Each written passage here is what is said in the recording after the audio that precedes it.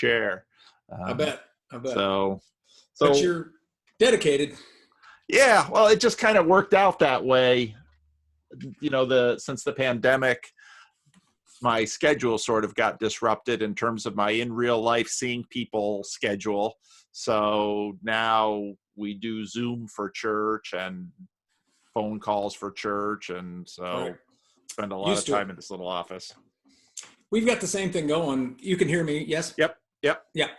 We've got the same thing going with, in medicine, we're changing a lot of things to online stuff, even patient visits. We're seeing patients through the telephone or sometimes through video. Hopefully that won't last forever, because I don't think it's a solution in the long haul, but we've been doing that. It's got to be a little strange. I know, I talked to a certain number of therapists, and, they're seeing clients over the phone, and everybody's sort of getting a deep introduction into the upsides and the downsides of this. Yeah, I think it does show you, in my part of it, it shows you can do more than you might have thought, but there's also a core part of it that you just can't do. You can't do, and it's not right to try to do it that way. Yeah. And so to some degree, that's going to evolve, and hopefully we'll pick out the right subpopulation to be doing this with, and then go ahead and be able to do the in-person visits when it's necessary, which is hopefully what we'll get to pretty soon. Yep. So I'm sure you've got a bunch of things on your mind, so let's dive in. Sure. I've got all sorts of possibilities, and then you, as usual, will always throw a curveball on it, because your recent stuff, particularly since your talk with Julian, I think there's been a series of them that have piqued my interests and have some things to talk about. I'm not sure exactly where to start, but maybe because of my profession, we could start with just a little talk about the coronavirus and its I don't know, implications, or how we're going to think about it. And I guess the thing that, rather than talking about the science of it, I'm not all that interested in that. And I appreciate you getting me in touch with Sam, because I had an interesting talk with him about the modeling, and we were able to geek out a little bit on that. So that was fun to get to talk with him more directly. So that was fun. But Sam's a great guy to talk to. He's really a lot of fun. Yeah. I'm interested in your thoughts a little bit on the whole thing, in terms of what's been what do we think about the coronavirus in terms of its implications, in terms of our Christian take on it, but maybe also what other people have said about it. You may have heard Tom Holland on Unbelievable and those kinds of comments. I'm a little interested in that, but perhaps I'll poke the start of it with something along these lines as to, where are we, and how would you talk about the balance in Christian thought of moral evil versus natural evil, and how we integrate that into our lived experience or lived practice of religion, and are we?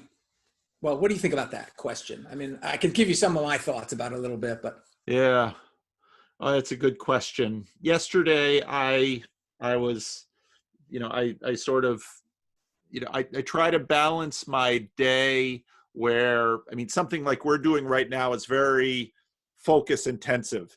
And so I've been in focused conversations for more than 2 hours today. And then some of the, your 15 minutes, 10 minutes, 15 minutes, I get a little bit of exercise running around the church because it's empty.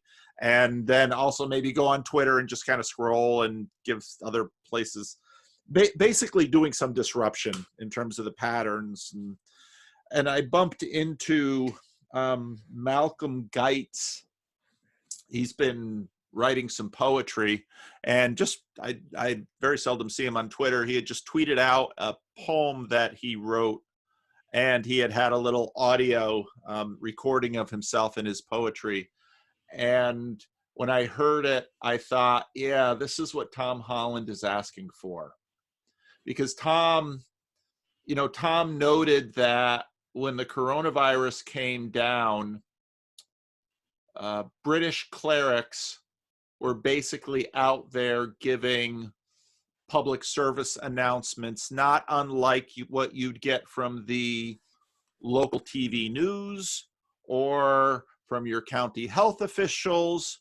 And, you know, I noticed that and I thought about it. I had done some of that too, because when it came down, I wanted the members of my congregation to take the physical medical side of it seriously, because I knew many of our older members would not. One of the things that I immediately saw, because of the population, I have a very diverse population, right away I saw that a lot of Black folks weren't taking it very seriously.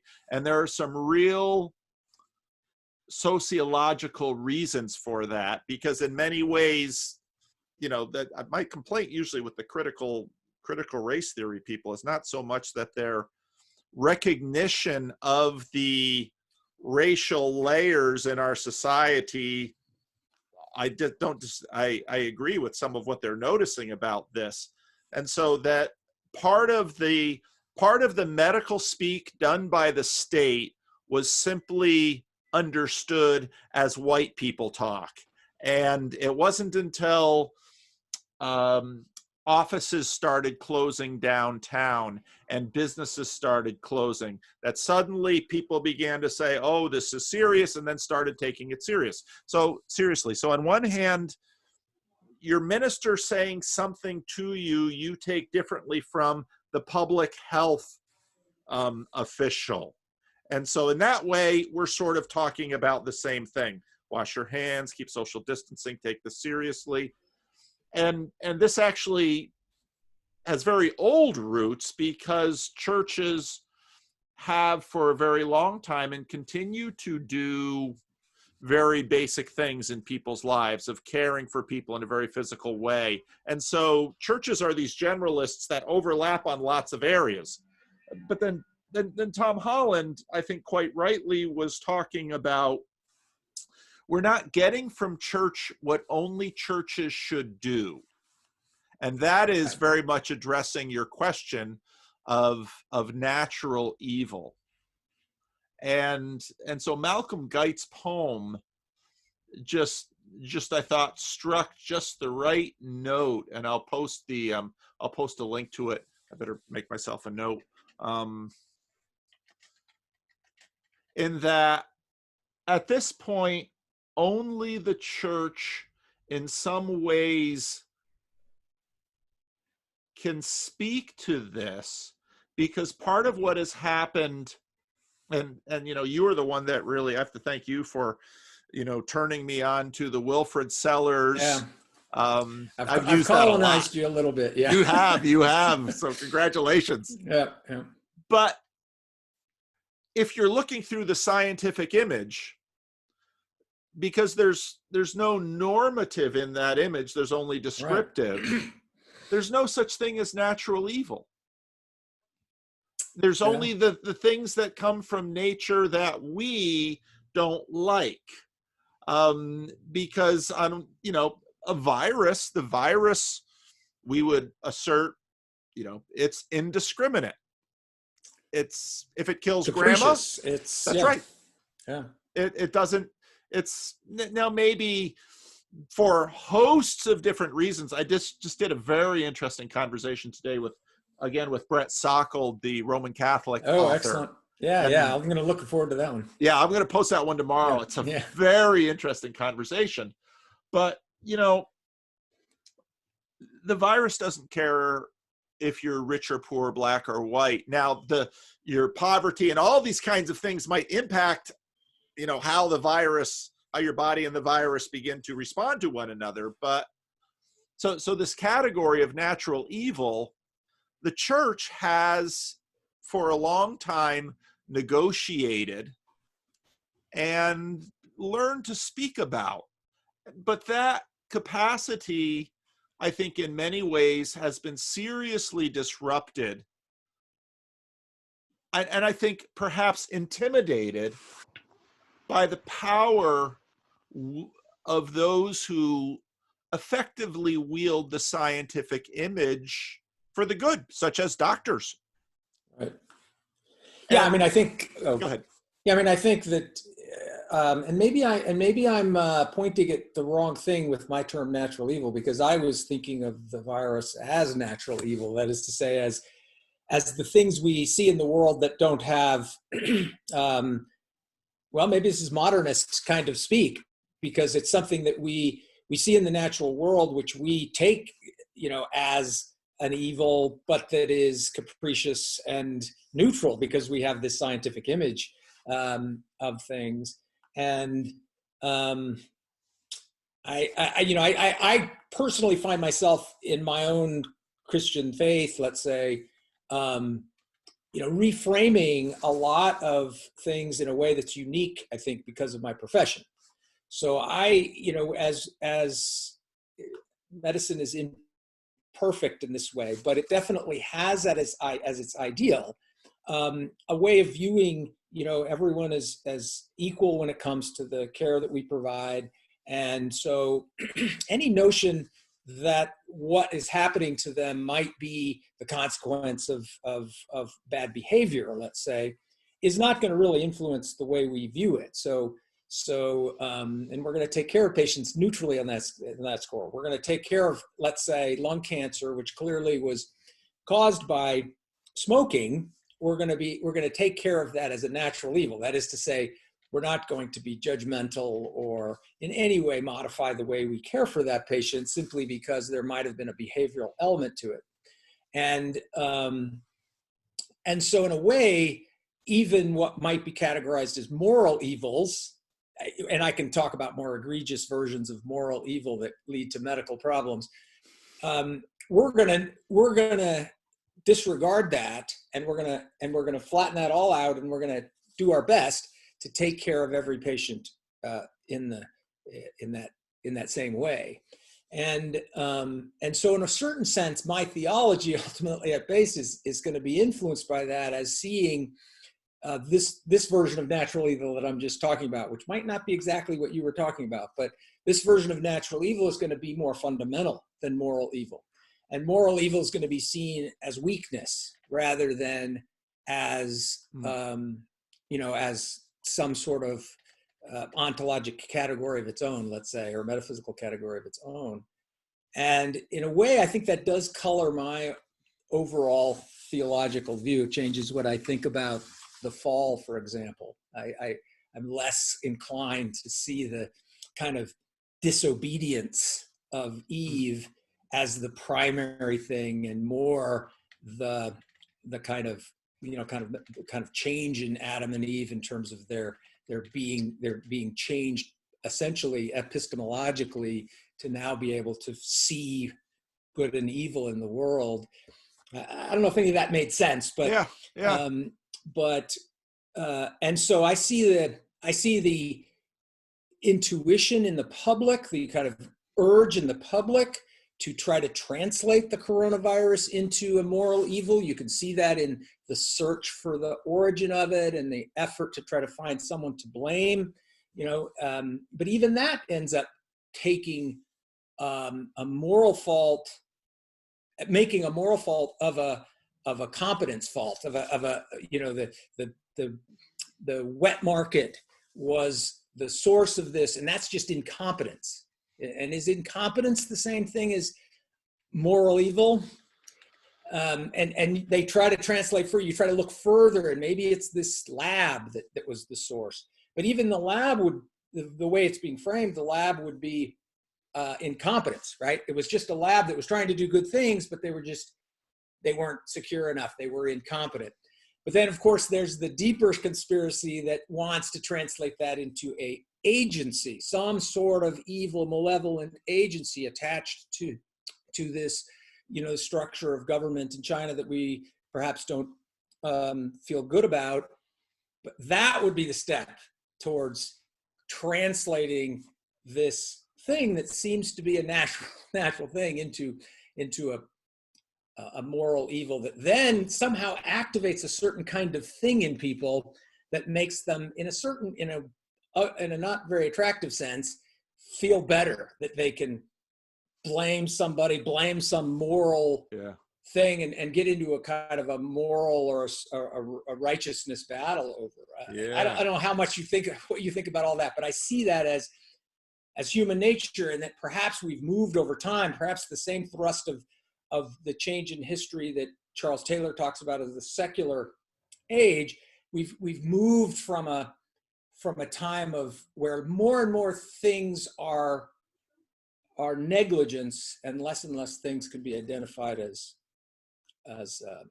moral. What do you think about all that? That's a lot of kind of crazy ideas. Whoa, there's a lot there, and a lot ties into so many of the conversations. The agency issues, of course, with my conversations with John Vervaeke and I mean, agency is a big deal in those conversations between a theist and a non-theist, because, the dividing line is agency in there. The incompetence, if we think about Jordan Peterson, I mean, his big argument against the kind of coloring what we might look at as agentless, perhaps negative consequences of history that get panned out, but fairly reliably tagged according to, let's say, racism or sexism or something, or class warfare.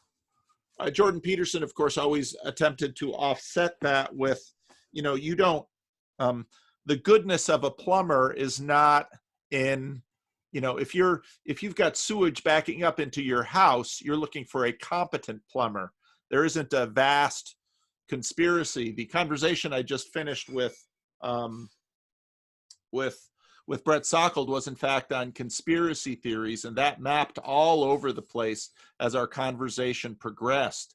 But this, going all the way back to, natural evil, I've for a long time wondered if the line between Christian and non-Christian and all of the deconstructions away from it has sort of reinforced my thinking is to what degree are we able to trust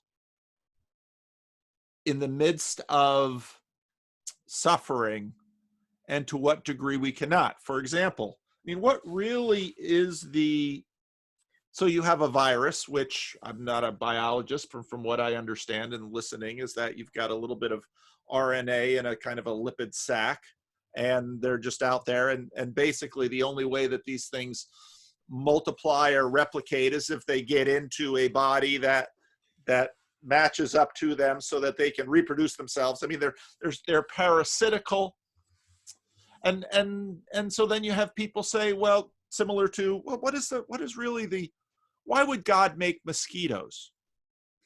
Why would God make viruses? And, so I'm talking to people, and then I just heard a little bit of something that caught my attention and I don't know if it's true or not, someone said, well, viruses actually in nature, and again, now we can't hear that word nature without hearing it in a post-deism frame. Mm-hmm.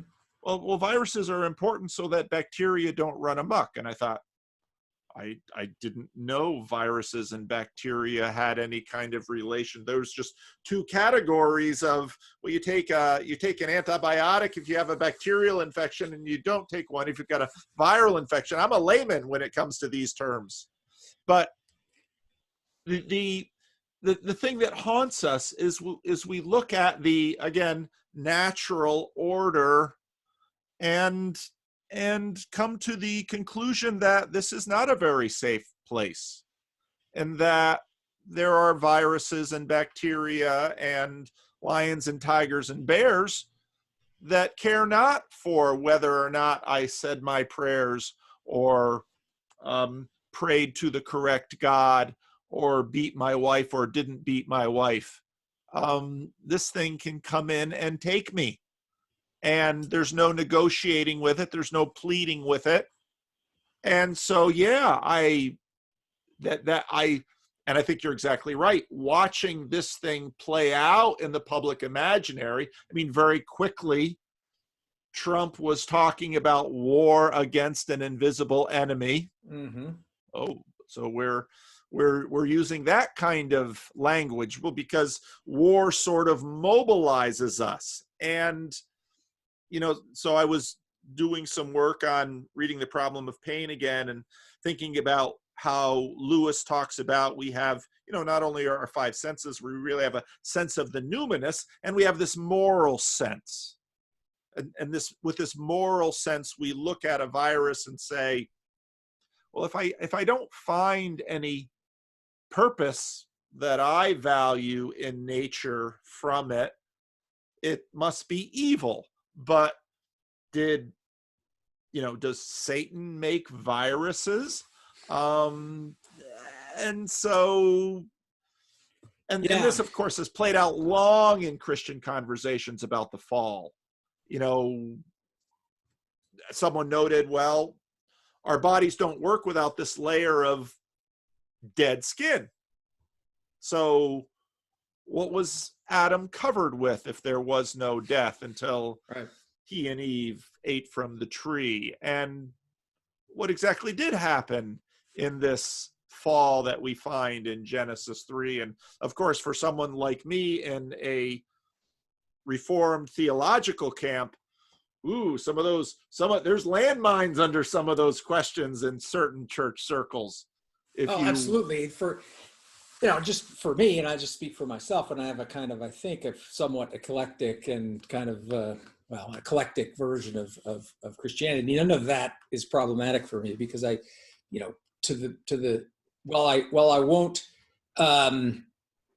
won't shy away from proclaiming my Christian faith, I'll also say, I think the thing's all allegorical. So it's like, that's not a problem for me.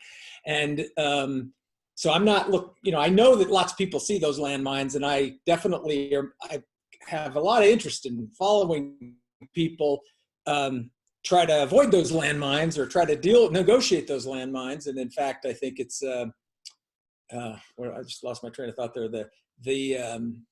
I think it's one of the things about the Bible that makes it very interesting, makes it different than, let's say, Shakespeare, is how seriously people take it. Even if you weren't, let's say you weren't even Christian, you were just an academic who were thinking about, wow, interesting. I want to look through the history of literature, and I want to be interested in where's the best place to study. One of the reasons to study the biblical text is that people take it very seriously. Yeah, right. And that makes the way in which people interpret it entirely different. Right. The stakes for a difference of opinion about the interpretation of Hamlet are not really very high. But apparently to a lot of people, the stakes involved in what we mean by the fall, that means a whole lot to a lot of people. Yeah, and because of that, the whole conversation takes on a whole different level of gravitas and reveals a lot about the way people are and how they see things. And that makes it very interesting, just separate from how I personally interpret the whole thing. But that's not disconnected from your profession, because I, as a pastor, so we kind of see people on two different sides.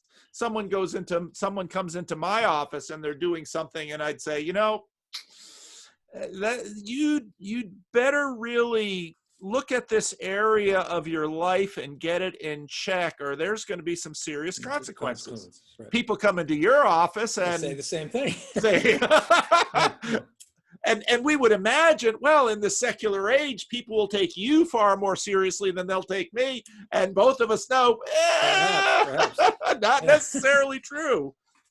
Yeah. So what frames are, and this is playing out in real time with this virus, because I regularly talk to senior citizens who will say to me things like, if the Lord takes me, the Lord takes me. I'm not going to adjust my behavior one whit with respect to this virus. And I think, yeah, you get this virus, we're probably done.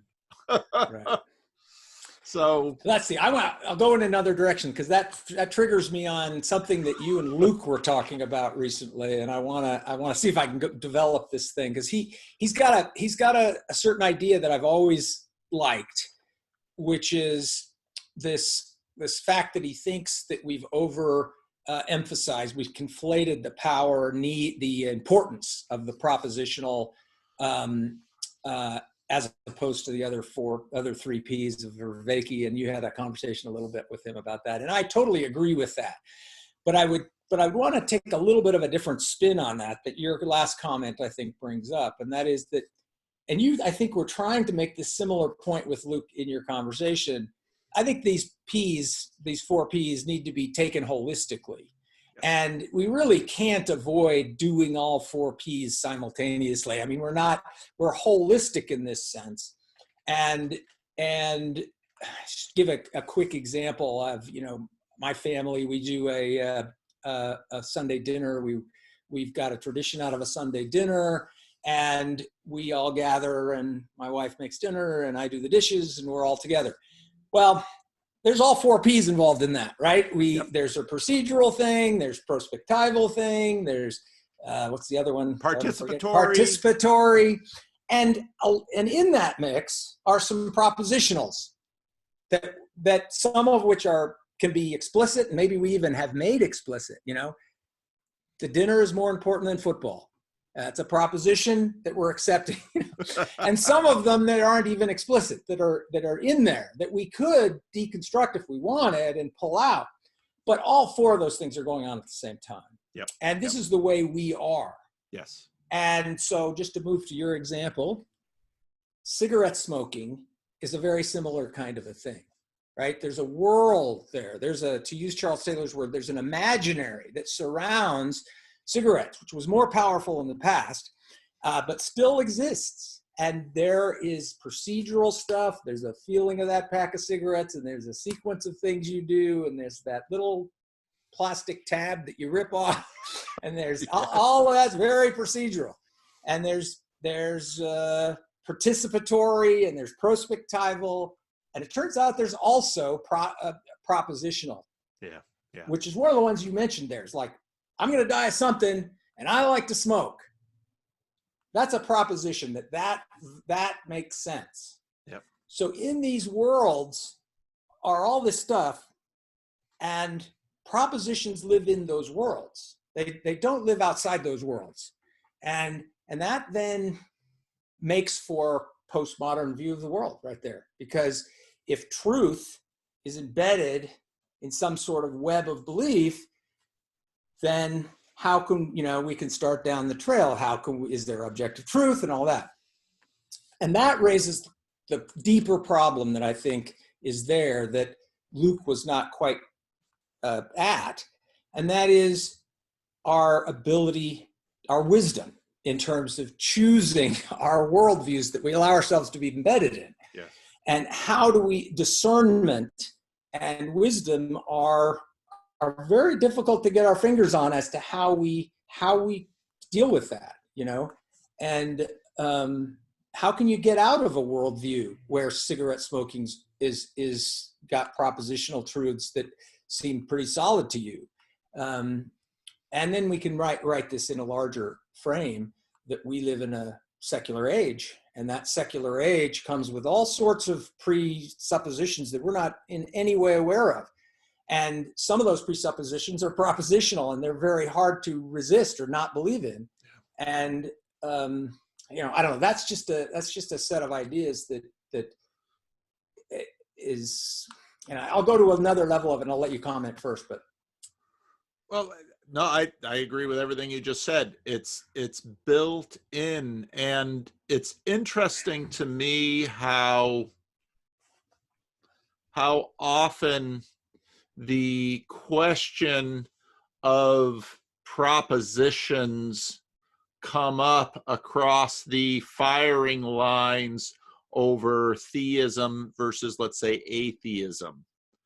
It's those dogmas. I mean, I every time I'd hear Sam Harris say to Jordan Peterson, it's those dogmas. And I'm thinking, what, like you don't have any? Right. I'm seeing Sam Harris he could be our whipping boy for the moment. Yeah, So yeah. he's in his little office. He's got all these propositions and he's got them all written down. He's just like, wow, these things really click, right? And so then he goes in front of his audience, right? And he's like throwing out these propositions, and what happens? There's like this hooting and hollering in the audience, and they're clapping. It's very participatory, and it's very prospectival, and there's some procedural there. I mean, it's a whole little worldview. Yeah, and so then sort of sort of like the seeker movement. I talking to Jonathan Peugeot today. Take out the organ and take out the crosses, and have that place bare and have a jazz band, and then set up the pastor to talk about Proverbs and some wisdom, and then bring him to the Jesus moment, and bang, and then the emergence, have their fill of that, and now we're going to put crosses everywhere, and we're Protestant, but we're going to have something kind of like holy water, and we'll call it remembering our baptism, and we just, okay, so you kind of had enough propositions now, so you're going to kind of push them to the edge of your plate. You still need a balanced diet, and I think you're exactly right. Those 4 Ps are in some ways like the refraction of light. Oh, okay, you like yellow and orange and purple and blue. Well, they're all there, but we're all bathed in this white light that we're sitting in the midst of. It's a descriptor of our experience, which is useful to see, but it doesn't offer any discrimination. It doesn't offer any wisdom in and of itself. Yes. And so this raises a way of framing this that David Bentley Hart did for me, and it's not important that he did it, but who was I going to talk? Oh, I know it was Eric Weinstein. You've colonized me with Eric Weinstein. That was hard because at first I was like, this guy, man, this jargony, eco kind of elitist speak inside baseball stuff. I'm like, he doesn't need to talk that way. And because he's talking that way, I'm not interested. But since you were poking on it, I listened to him. And today's or yesterday's, did you hear the portal, the most recent one that he did, I think with his son or something? No, Esther keeps, you got to listen to the one where he talks to his son, and it's like, I'm working on it. The first part of it, though, it's just the intro that I was interested in, because he talks about taste. And this is a point that David Bentley Hart makes as well, and that is that if you go back to prior generations, let's take C.S. Lewis, T.S. Eliot, my favorite, but that era of education, or in the 19th century, education was about developing taste. It was about learning, if you wanted to try to figure out who were good, you needed to learn the language in great depth to be able to distinguish great literature from not so great literature. And teaching that was the thrust of the education, teaching taste in the best version of what that might mean, and that's what we kind of have undermined in a great way by demeaning the canon. I mean, it doesn't mean that the canon has to be stable. We can change the canon, but we should still have a high attitude towards taste and developing the skill to recognize quality, to go to Sevilla.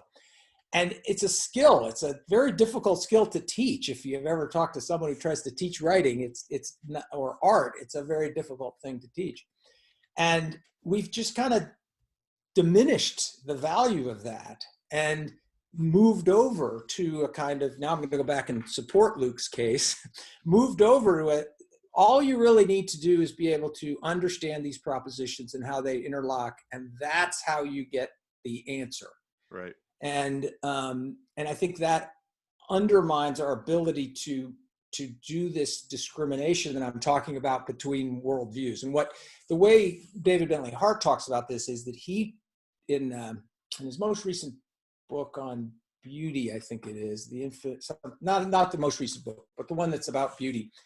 He starts that off by developing an argument that we need to get back to rhetoric rather than a kind of expository discourse, and that expository discourse, which is like lecturing and producing an argument for a set of facts, he envisions in his kind of exaggerated style as violence.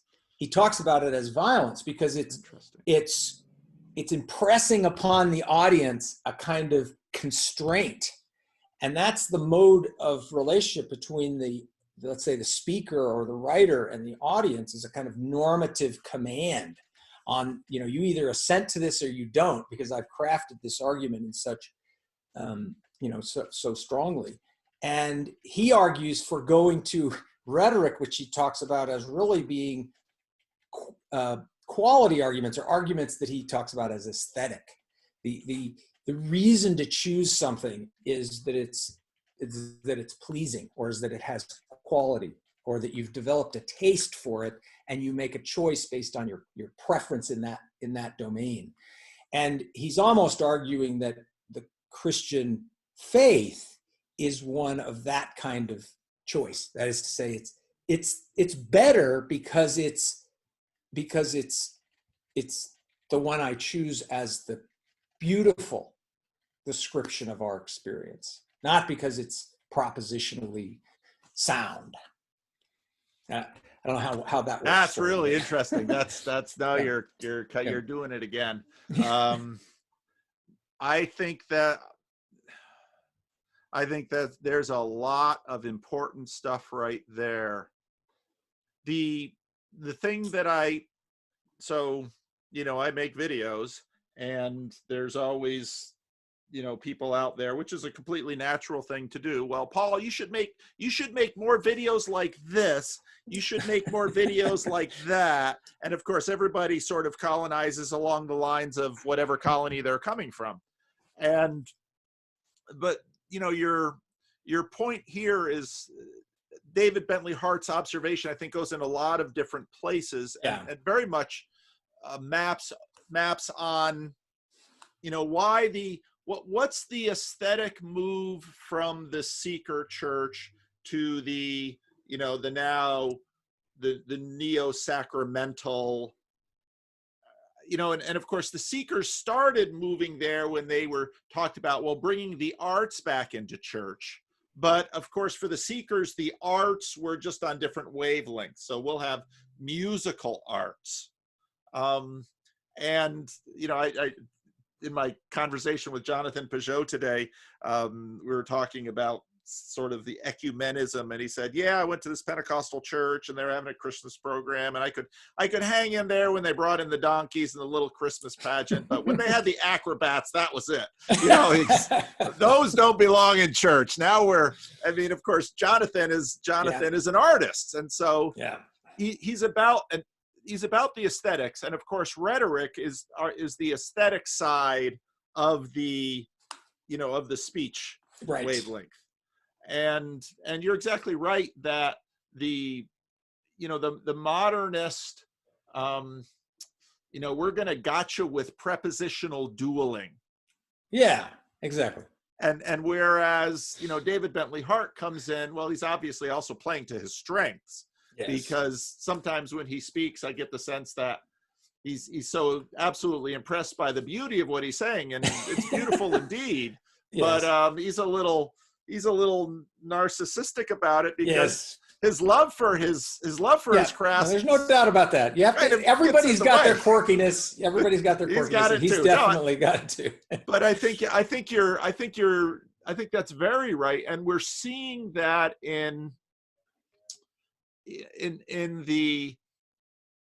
the move of people back into the liturgical, sacramental wing of the church, and people who will say things like, I don't really believe a lot of this stuff, but there's just something about the liturgy, something about the pageantry, and of course, we're all these layered human beings, and so I don't know what I'm getting from that church, and I certainly don't believe what the church has to say about sex or class or politics, but I'm in on the rest of it. Yeah, I'm in on the rest of it, and of course, if they come into my office, I'd say, tell me more about that, because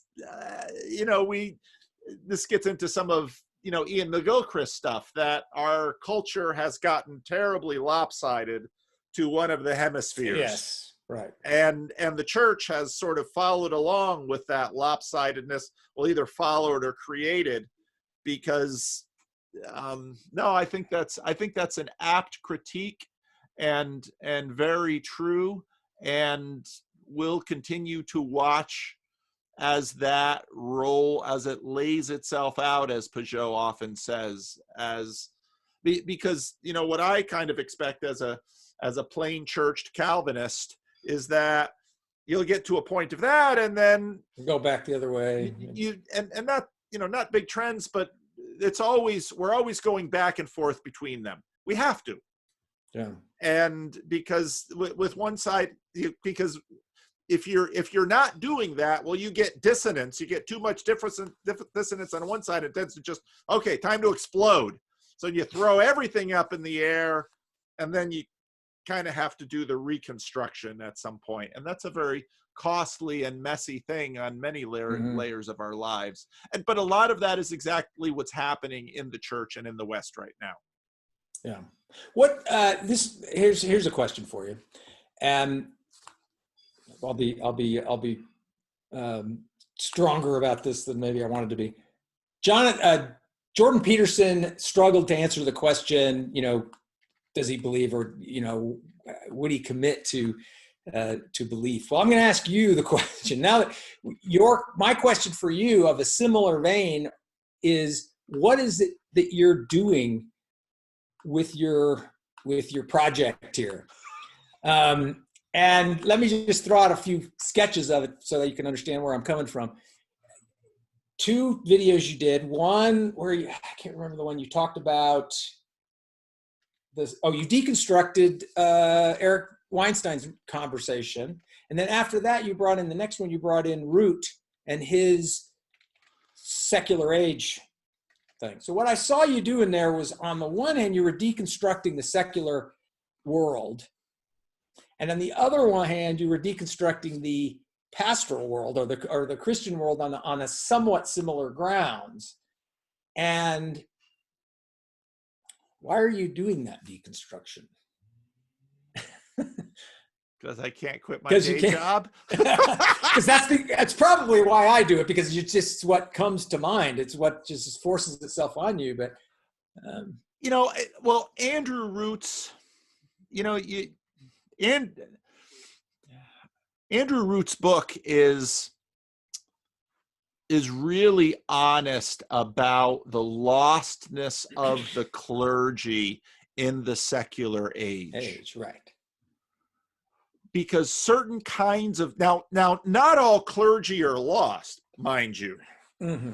The lost, I think the lostness of the main line was Eugene Peterson saw that. I don't know if you're familiar with Eugene Peterson. Mm-hmm. Eugene Peterson, one of the more successful moderate evangelical, he was a guy who sort of would bridge the main line, Eugene Peterson. And right at the end of his life, he kind of got caught in the LGBT trap, because someone asked him a question and he gave an answer, and very quickly the publishers freaked the heck out and he had to walk it back.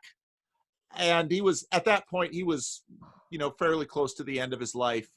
But Eugene Peterson had been exploring these issues. So even, the unnecessary pastor, that's something I got from Peterson, mm-hmm. Eugene Peterson. Because clergy have, if let's say you're a Roman Catholic priest before the Reformation, well, and you're not too cross-pressured, well, it's pretty clear what you're doing. You're enacting the sacraments, and you're, distributing the body and blood of Christ, and souls are partaking in the excess merits of the saints and being translated through purgatory into heaven. There it is. Yeah. Well, and then what Andrew Root really does nicely in that paragraph is sort of walk through the various states of the imaginary as we go along. And then you get into the 20th century, or you get into the 21st century especially, and Tom Holland's question about, well, the clergy don't seem to know what the heck their job is. Right. And Andrew Root says, well, you're darn right. Right. If it looks that way, it's because it's true. And they don't know what their job is. Now, the Pentecostal pastor down the road, well, he's saving souls. He knows what he's doing. Right. But it's all of these, well, what the Pentecostal pastor has done is basically denied the secular frame. But, you know, if you once they do a little bit more talking and get cross-pressured enough, they'll be like, you know, Paul Antleitner, who's been in his own deconstructions and working things through. So, you know, when you ask me what the heck I'm doing, I'm working my stuff out. Yeah. And, you know, I'm not paying a therapist $100 a week to listen to me. Y'all are doing it for free. And talking back. That's good. Here, I'll tell you my version of it. And you started into it. This is Charles Taylor. I think, you know, I've had all these moments in my kind of intellectual life that have been, you know, important. And the secular age was a very, and still is for me, a very central thing. Yeah. And I read that 2001, 2002, right after it came out. And I remember the moment of reading it, actually, I was saying to myself, you know, I've been studying this stuff all my life just so it's possible for me to read this book. You know? Yes. And that was the kind of experience. Not something you stroll right up to. No, you can't. That's right. So that's still been that way for me. And I was just rereading it because you kind of prompted me to. And you're starting with the priest in the 1500s, just goes right into the idea that I was searching for in there. And that is his notion of naive belief. Yes. And he talks about the circumstance before 1500, and it has to be probably even well before 1500 because the Protestant Reformation doesn't happen in a vacuum. So, you know, maybe all the way back to Hus or something like that, where further back. Who was I reading? Well, you know, the 11th century. Something happened. And maybe it goes all the way. Maybe it never stops. You know, it could be turtles all the way down. But in any case, there's a sense of naive belief, which basically means not so much that everybody knows all the propositions. That's not what it means. It means that they're enworlded. They're in that world, and the world is not problematic. And even if you have some sort of alternate idea that props into your head, it doesn't matter because the world carries its whole integrity, and that contains in it the enchanted world, for his word, but in the Christian context, a theistic view. And the progress through to history to now is that we've flipped it over. Now, having some sort of notion of agency, which you talked about, and we're trying to kind of bump into Vervaeke with, that can't be held naively. It is problematic to hold that. You can hold it, but it's problematic. And you have to swim against the stream to hold it. Whereas underneath, there is a naive secularism, secular humanism with some naturalism as the base or something like that. That's the naive belief that, from my perspective, we all inherit, whether we like it or not. It's what is our view. And everything that we do on top of that is going to be in reaction to that or in counterpoint to that. And so now we'll get to the new atheists. And the first time I talked to you, I tried to describe what I thought about this, and I've got a little different twist on it now. The new atheists come up because the secular frame has become problematic. And you don't need to be an apologist for a naive view. There aren't any apologists for a naive view because it's not necessary. The world is just the way it is. So as soon as you see an apologist, you know that the frame has been problematized. And Jordan Peterson walks in, and he's now walking into that space where the the secular frame has to some degree become problematized. It's become a problem for itself, and it needs to explain itself. It needs to frame up some, kind of propositional structures to make it make sense. And that is a new phase, if you will. And I think that what you're doing is actually kind of poking around at that, trying to see those openings and create a space and realization that, look, this thing that we take from our inheritance is not without its, openings for legitimate, authentic, different views. I think you're exactly right. That was really, really helpful. That was really helpful. Yeah. And why did 9/11, it's so funny because a little while ago it was Michael, who I had just had talked with Michael and Karen recently, but Michael was the one who pointed Luke to the Jordan Peterson personality 12 video. 12 one, right, yeah. I rewatched that and I thought, oh yeah, there's so much of Peterson is distilled right into that little video. Well, why was it 9/11 that sort of sparked the new atheists? Well, because, the new atheists very much wanted to present the 9/11 terrorists as holdouts from the Middle Ages, and what I mean holdouts, I mean, true holdouts, but they're not. They're postmodern Islamists, in that most of the 9/11 attackers were people who had one degree or another of Western education. And, many of the terrorists were coming out of, places in Western Europe where, they had, here's the modern offering of education and worldview, and here's the power of the scientific image. And, this is designed to finally satisfy what all of the longings of the ages, tried to address but failed. And they saw what was before them on the platter and said, nah, in fact, I'm going to go headlong completely. I am going to try to recapture naivete, but with a box cutter. Right, with a box cutter. That's right. Yeah. And so I think you're exactly right, because then the new atheists very quickly have to step into the frame. That's right. And become the apologists for the modern era. Right. And they're continuing to do that. And so, Steven Pinker, no, pay no attention to the guys driving planes into buildings. This is, the world really is getting better. There's nothing to see here. There's nothing to see here. That's right here. And utopia, I really wonder, in the middle of the, adds new depths to Douglas Murray's Strange Death of Europe title when the pandemic rolls through Spain and France and the UK and Italy.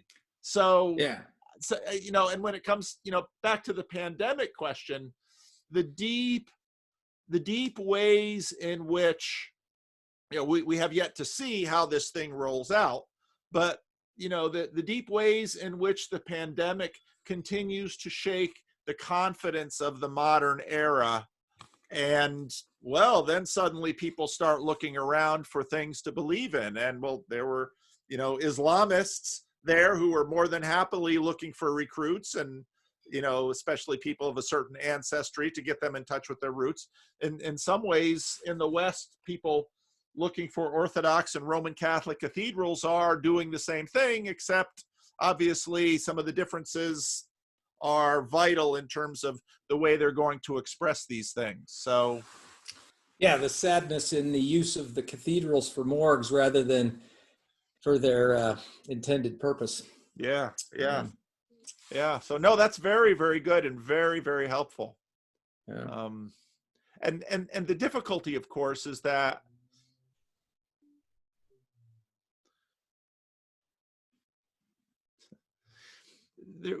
by definition, we don't construct the naive. Right.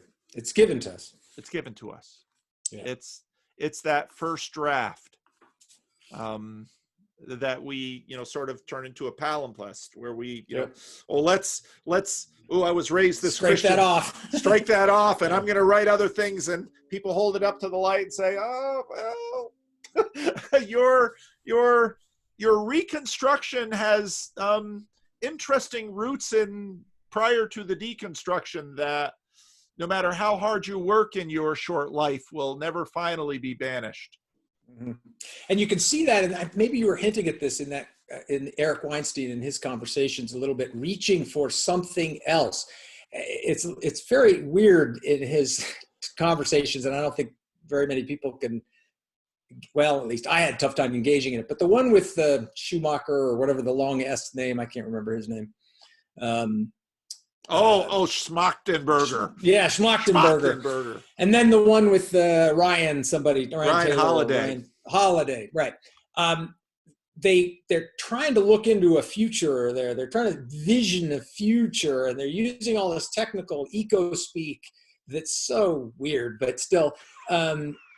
But you can, if you read between it, you can see they're trying to project some eschatology. That's right. And it's kind of interesting that these are really the intellectual versions of the secular humanist elite, Yes. And yet they're doing this activity, and I think that you're calling that out as what they're doing. That is to say, what they're doing is eschatology. I think is very interesting and made me much more interested in those conversations. And I would ask you that question: was what is the end point here for this? What would you envision the end point to be? And then what would you think the church, or what would you think Christianity at its core would be? I don't know the right term here. Would be expecting or wanting. Where are we going with this? I don't know. There's an ecumenical thing. There's a trans sectarian conversation. There's your conversations that bridge to Vervaeke and outside the theistic frame. Where's the ideal endpoint of that whole process of conversations? Well, I would say Revelation 7, but that would betray my naive roots. Right. Well, one of the things that is clear, and I was just talking to Jonathan about this. Is it okay? Are we together? Are Eric Weinstein and you working in the same direction? That's maybe to some degree, that's part of the question. I see him as kind of a frustrated preacher. Yeah. And whereas Jordan Peterson was a little bit more self-knowing and honest when he wanted to find an abandoned church in Toronto to buy and propagate, he just didn't realize just how much more effective he would be as an itinerant evangelist. Then, we'll see now, because if the sequel, as many sequels, doesn't have the splash that the original had, maybe he will. Now he's got the money. Maybe he will buy that building in Toronto and not travel so much and just hold forth to people who are interested in making the pilgrimage to see the great man. But I think in many ways Tom Holland's observation that this one idea that I get from Tom Holland, which continues to haunt me, is that while let's say India didn't buy the confessionality and the cathedral and all of the overt signs of Christianity that Britain tried to colonize them with, the secular version that went underneath and sort of kneecapped every other religion around the world. Well, here in the West, that sort of sets up secularists like Eric Weinstein and his brother Brett and Daniel Schmachtenberg for for the kind of nihilistic depression that Jordan Peterson soothed with his mythology. And the thing besides Jordan's words that caught my attention were the effect of Jordan's words on people that suddenly, I was a Christian minister. People ran away from me. They didn't come to me to talk. Mm-hmm. And I start getting in the Jordan Peterson space, and sometimes somehow people want to talk to me. And it's like, well, what kind of magic did Jordan Peterson do? And I think you're exactly right that he exposed, and that's why Sam Harris very much wanted to talk to him. He exposed the problems of the secular frame, but he didn't, he had, what he offered wasn't a lot. Say Ryan Holiday, now is propagating Stoicism. And when I was a young lad getting a theological education, Stoicism, boy, that hasn't been an active cause or concern for quite a few years. And so who would have imagined that Stoicism would be sold on YouTube and promoted by, I think, sometimes people are like, oh, Paul, you should go on the portal. I've got a status problem that there's no real cause, no motivation for Eric to really have me on his show, because he'd be giving a platform to someone that he's probably not so sure should be given a platform. But it's interesting in this new space where you have Ryan Holiday and Daniel Smachtenberger and even Eric Weinstein's The Portal, which is, a very sacramental notion.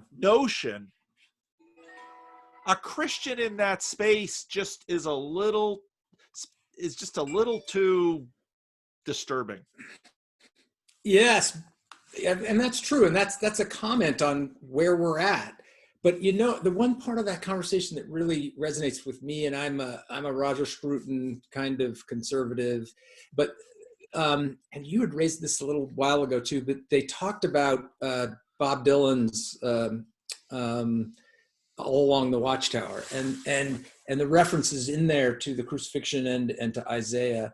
And you had brought up, and it actually got me back to listening to reading this Lincoln's second inaugural about a month ago or something, maybe a little longer. And I read through that, and that is just a profound piece of writing. And right at the apex of its crescendo is a quote from the Bible that is not an entirely simple idea, that is just embedded in this very dense, piece of writing that really is powerful. And the question is, can we revive that, the tradition where that can have power? And unfortunately, I take the Bob Dylan version of that as a cautionary tale, because no one knows that song is, or not no one, but not as many people as you might imagine understand where that comes from and how that resonates through the history of the Western tradition.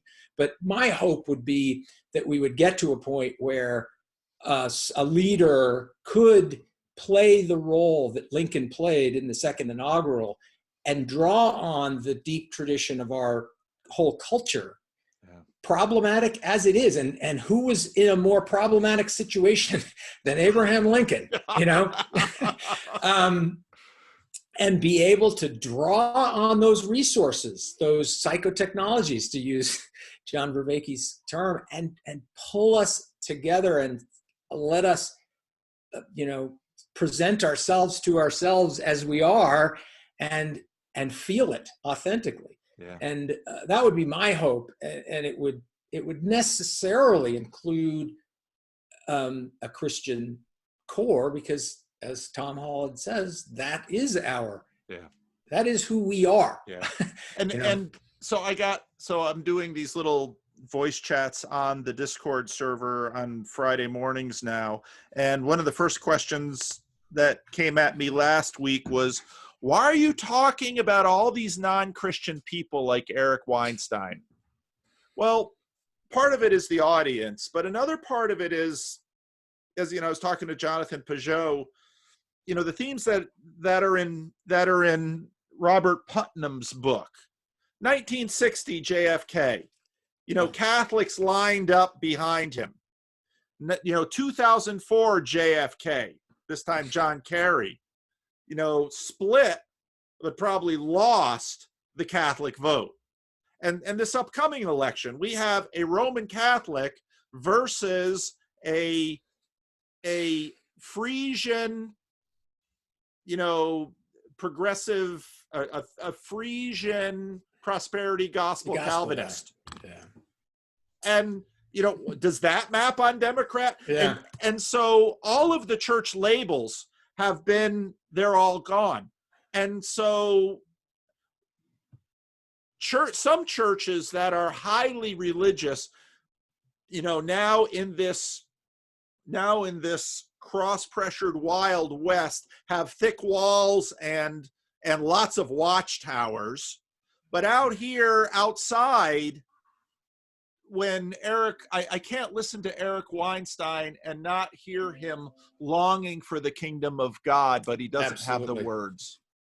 That's right. He doesn't have the words. That's exactly what those conversations feel like to me. And that's why they went to something like, I can't remember exactly how they framed it. It was something like, we've lost the ability to, and then they draw on something like Bob Dylan's song. Well, that's what we've lost. We've lost our tradition. We let it go. We've frittered it away, or at least it feels that way now to me. And so hopefully we can move in the other direction at some point and realize that we are the product of our history. But I think Tom Holland's point is that the point is that's why I was so delighted to read Tom Holland's book, because this guy's saying what I've been trying to say. All these wars are Christian civil wars. Right. And so you've got Eric Weinstein, who doesn't believe in God. So there's a proposition that he says right over here, but yet goes to synagogue because, there's something to that and it has some value somewhere. But now when it gets to our eschatology, the only kind of believable vehicle he can comprehend, just like most of the secularists, is fundamentally political. And now suddenly he sees that, well, politics is he doesn't find politics to be a believable vehicle. So what does he have left? And when he's doing his portal, when he sort of lets himself be transparent and vulnerable, that's often his most compelling side. And I hear it as a cry. I hear it as a cry for the God of the universe to reach down and do something for us. And I think, children, and it's in the wilderness. That's right. And it's in the wilderness in the sense that it's he doesn't know his name, and Moses has to, well, who sent you? Yeah. I am sent me. All right. Oh, who's that? That's where we're at. But the wilderness that I was going to refer to is this ahistorical wilderness that we're in now. And you've made this point before about the fact that Christianity can incorporate its own problematic nature into its moving forward through history. And I think that's exemplified in Lincoln so well that we have to be able to recognize the deep moral corruption of what we are experiencing, and yet assent and affirm the move forward anyway. And that is a conservative instinct that I think we have to revive. I mean, and that's really embedded. I mean, think about Lincoln at that moment. This is a deep, corrupt crime that had taken place for centuries before that moment. And then he's standing there just 4 years after this repeated self-immolation that was the consequence of that 300-year corruption. And of Well, course, we're still living it today. Yeah. Well, And yet he was affirming the history that brought him to that moment. He was owning it and celebrating it. Yeah. And he had to be brought to that moment because, again, in the hagiography that we have around Lincoln, we forget that the Emancipation Proclamation only freed the slaves in the rebel states, and there were the border states that held slaves who, had to wait to be freed by the constitutional amendment, which of course could only be wrought once you no longer have, slave owners winning elected office. And, the whole history there, I remember. We are all sinners. We are all sinners. Yeah, okay? That's right. Lincoln was a sinner. There's no doubt about it. That's right. That's exactly right. And, actually, I just got into some Twitter conversation today on, Ravi Zachariah, who passed away. And, well, there's, and so I note that either in the 240 obituary or in the 1,000 word obituary, certain things will come in, and I was just simply, because I don't really have a dog in the Ravi Zachariah fight, but this is who we are and how we are. And I remember in the Ken Burns, I think it was in the Ken Burns Civil War documentary, I think it was Shelby Foote who, what a poet from the South, noted that, Lincoln, it's the second inaugural, the war is pretty much won. Everybody knows which way it's going to go. And Lincoln will go from a wartime president to a Reconstruction president. And of course, sounds this note, which I think in many ways defined American politics for a very long time, a note of reaching across to the enemy. And now pay attention, he's attempting to reach across to slave owners.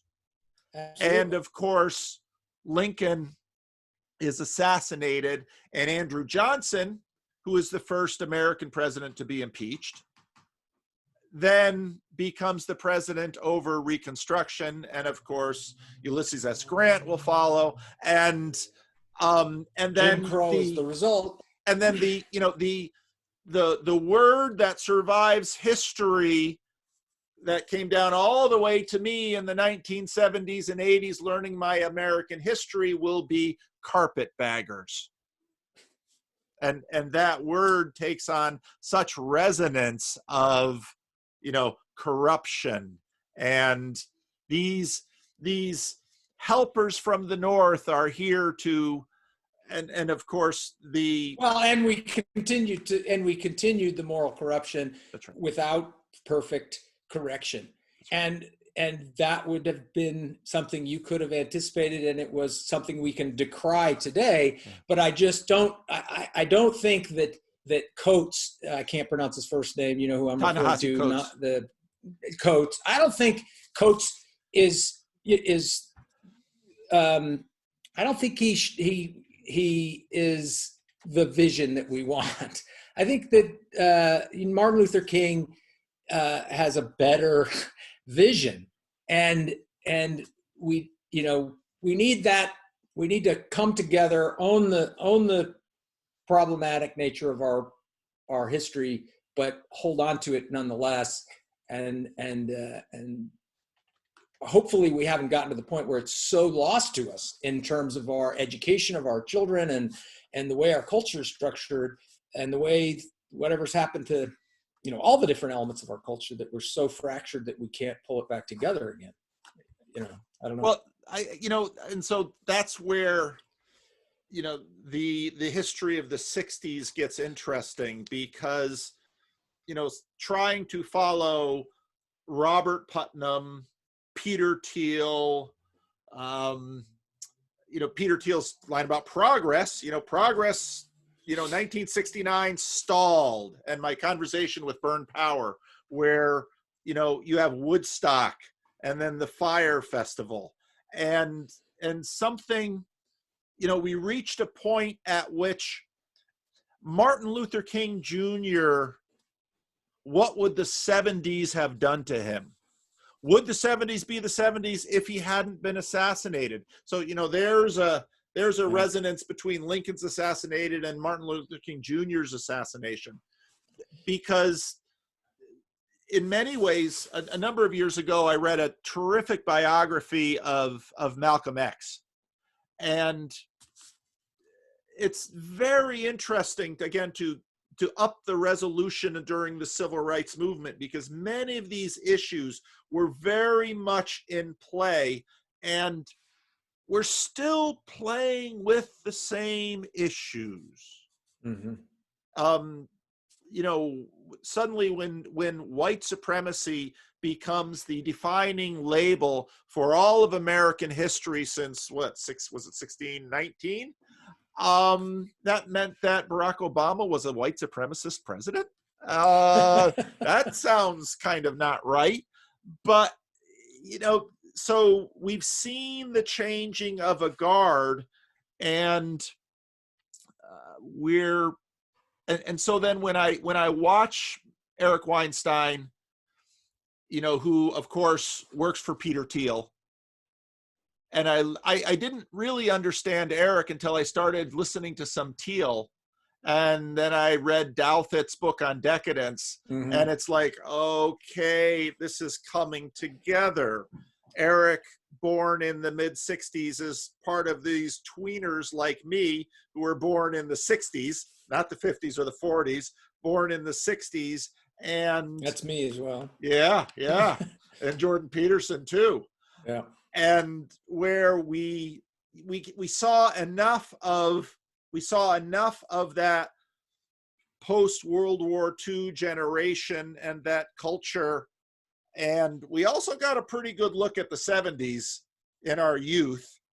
And it was problematic. Yeah. And then the 80s, New Day in America and the rise of the religious right and the evangelicals sort of coming to the fore. And, Putnam makes the point that we've sort of been oscillating since then. And so then when you get to Jordan Peterson and then Eric Weinstein, one of the things that I talked about with Jonathan Peugeot is that since Jordan kind of fell out of the middle, Ben Shapiro and Eric Weinstein can't find each other. And Jordan was sort of the guy in the middle that could make the exchange work. Shapiro can't talk. Well, he's just poisoned because of his political activism. But, so there they are in the middle. And it was Peterson who kind of came together, and now the circuit was connected, and we were beginning to see, maybe there's, maybe we can actually get some work done working on recognizing the problems of the frame and saying, how can we not lose the scientific vision and still incorporate consciousness and narrative and telos and all these missing pieces? And maybe no, go ahead. You at some point, I think you've talked about this, and Tom Holland may fit into this a little bit. In that, what would be very interesting would be for Weinstein to sit down with a serious historian. And is there a serious historian? And I'm not, Tom may be that person, but that would be an interesting whole category to come to the fore. Is a historical perspective, because that's one of the things that's really kind of, when you listen to that, it's very missing. They gesture at it, but they are themselves these kind of technocratic economists, aren't they? Is that what they are? Yeah. I'm not sure what they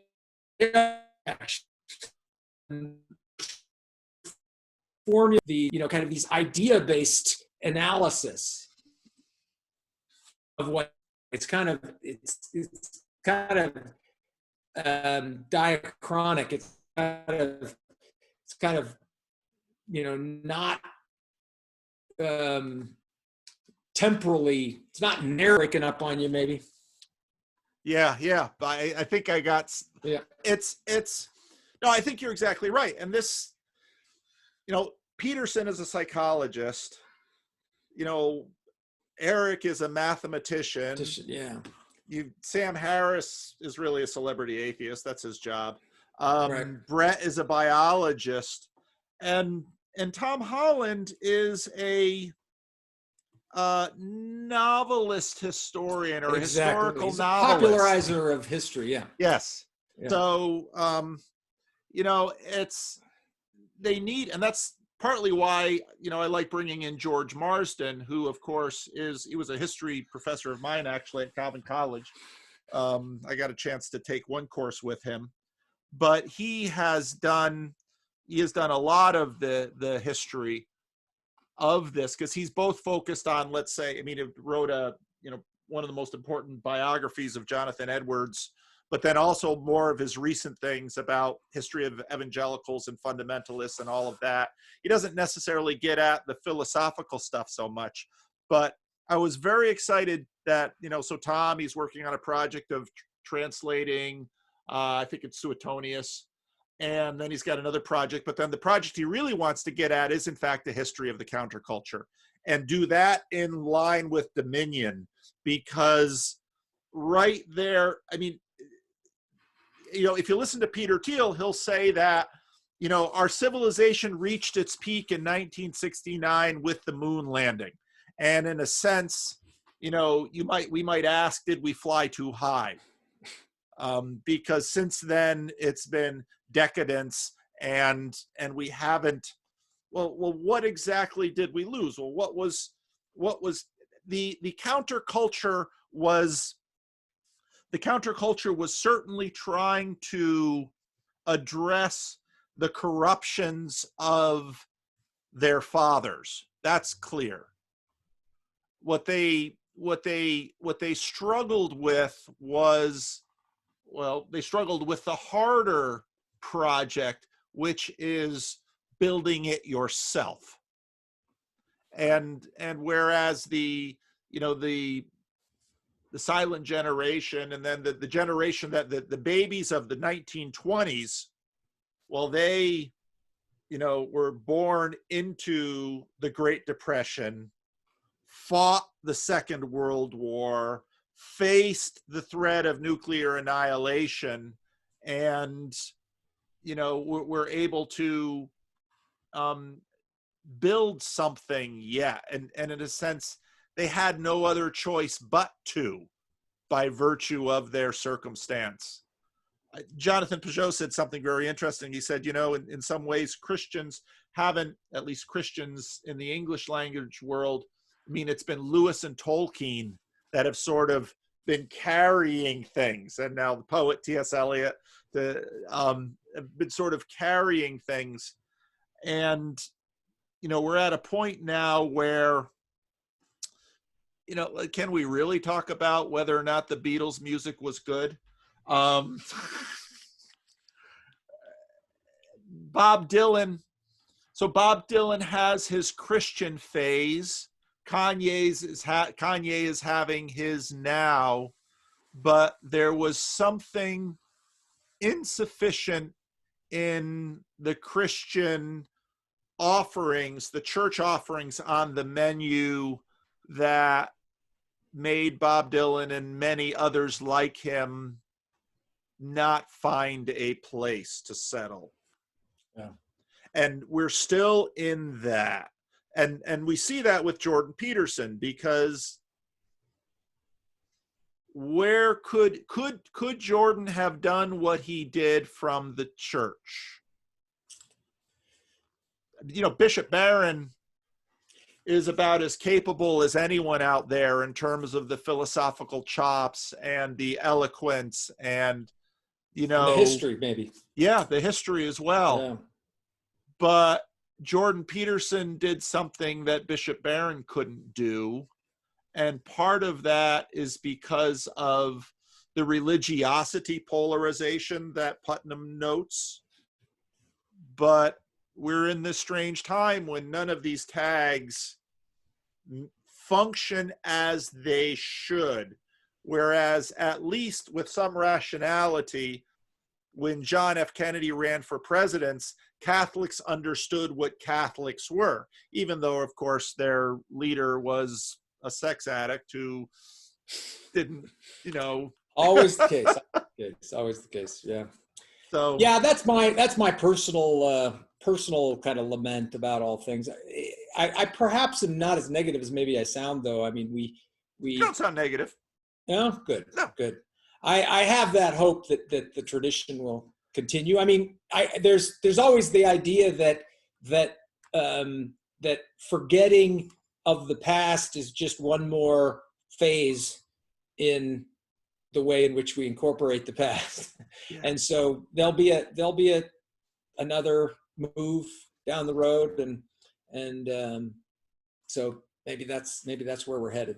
Well, I am optimistic, not only because I'm a confessional Christian and I believe in the resurrection and the life of the age to come, but also because, so my Sunday sermon and then the Monday video was on like stories of old. I like that. Yeah. And so here he's, here's the assumed reality, which of course is chaotic and there's no purpose, and, completely buys it. But all of his tools are inherited from Christianity.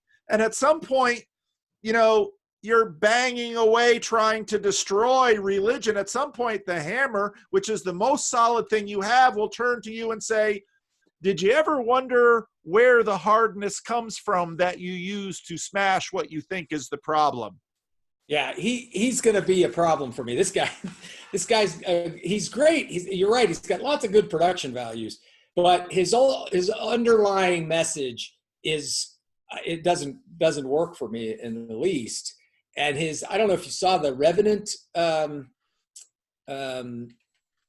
He did a analysis of Revenant.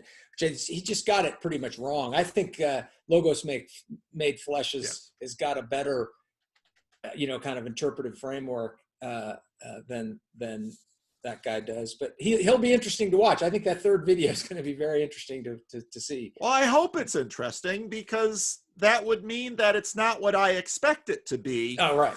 Which will be, well, even though you can't, even though there is no real purpose or hope, you can pretend like there is, and that will be enough. And I think, ironically, what he's doing is exactly what Destiny and Rationality Rules say Jordan Peterson is doing. At some point, people are going to say, oh, okay, well, thank you very much. I am going to live in that world. I will be a story, and I believe in a hero. And I don't really. Well, frankly, we don't have a choice. Yes. I mean, we own our own stories. This is Kierkegaard all over again for me. It's like we own our own stories. There isn't any getting out of that, And yes, we can't see the end, but the point of that is to see however it plays out as substantial, as meaningful. And that is certainly possible. That is to say, we know how it ends. He outlines that nicely. We know how it ends. Yeah. And the question is not how it ends, but how you interpret how it ends. Yeah. And as I said a while ago, it's an aesthetic choice how you see it. It's a choice of taste, or a choice of noticing, to be Platonic about it, seeing the good, and being able to discriminate and have wisdom to see the good in what we know is our circumstance. That's right. But it's that last little addition that you make that because you imagine that when you're seeing the good, you're seeing through the icon into the good. And whereas he will come back, I suspect, and say, well, you'll know that it's only the facade of good, but that will be good enough. And that's exactly where Lewis says, but why would you stop there? I mean, it's just foolishness, because, and you have your argument of desire, that why would you have such tastes if in fact there really weren't? And to me, it lines up with the ontological argument that seems to convince no one, but we can't dismiss it, because it would be a far sadder world if I would think that I'm just going to give people these stories because it gives them a feeling of meaning. Well, and then you back to Sam Harris that, well, it doesn't really work if you don't really believe it. Yeah, that's right. And this gets me to James K. Smith. I read, because you were talking about this with Julian, I read the recent book of his. Oh, did you? Yeah, he evokes Camus and the myth of Sisyphus. And I'm thinking, Camus, I get the myth of Sisyphus. I can see that. It's a very profound thing, except it turns out he's first a young man and then he's growing to be an old man. He's not just rolling the thing up. I mean, infinite can be, you can glimpse the infinite, but we don't live there. Yeah. And we have lots of things that we engage in that journey that is not rolling the stone up the hill repeatedly, because each time it's different. And at one point we're a young man, at the next point we're getting married, and the next point we have a child, at the next point that child is growing up. It's not Sisyphus. Yes. And that's where the meaning is. Yes. And you can sit there at your French cafe smoking cigarettes, seeing how that day was the same as the prior, but at some point you're not going to make you. At some point, something's going to be different. So anyway, that Julian is, a lot of the characters you've collected are great to listen to, but Julian's got a little special kind of. Well, he does, art to him that I. Yeah. and again, why? Because, not to take anything away from Julian as an individual, but Julian is a product of his community. Right. He was formed in that. He's living the life that has been cultivated by centuries of Christian thought, Christian piety, Christian discipline. And so, again, not to take away from anything, Julian's biological intelligence, but Julian is such a welcome presence on this stage, partly because here in the year 2020, such people are so hard to find. Yeah. And that's a sad thing. Yeah, that's true. But he comes up with some little jewels in there every time. Oh, he does. I love that. But that Sisyphus image, though, really goes to that question of choice, because you certainly can choose to see it like Sisyphus. You can sit there and look at it that way. Yeah. You can do that. It's a choice that you can make, but you don't have to make that choice. Yeah. You can make another choice. Yeah. Yeah. Anyway. Well, this has been, as always, wonderful. Part of the reason I'm in such a dilemma, because on one hand, by discipline, I keep a certain rando channel open so I can always get people I don't expect. And of course, you came into my life via that channel, but now you always bring me such good stuff and such helpful stuff. So, the channel is always open to you, Jim, and I think you know that. But I deeply go ahead. I like to spend time steeped in your kind of storyline, and it brings things up, and I can let it develop for an extended period of time, and then we'll show up again somewhere down the road. It's great. It's great fun. I enjoy it a lot. It's, as I said before, it's something I don't have elsewhere in my life as much as I would like, and this is my group, and everybody populates this little environment that I love. So well, thank you, Jim, and take care with this coronavirus. And you too. And may God bless your work and your family, and Lord willing, we will talk again. Thank you. You too. All right. Bye-bye. Bye-bye.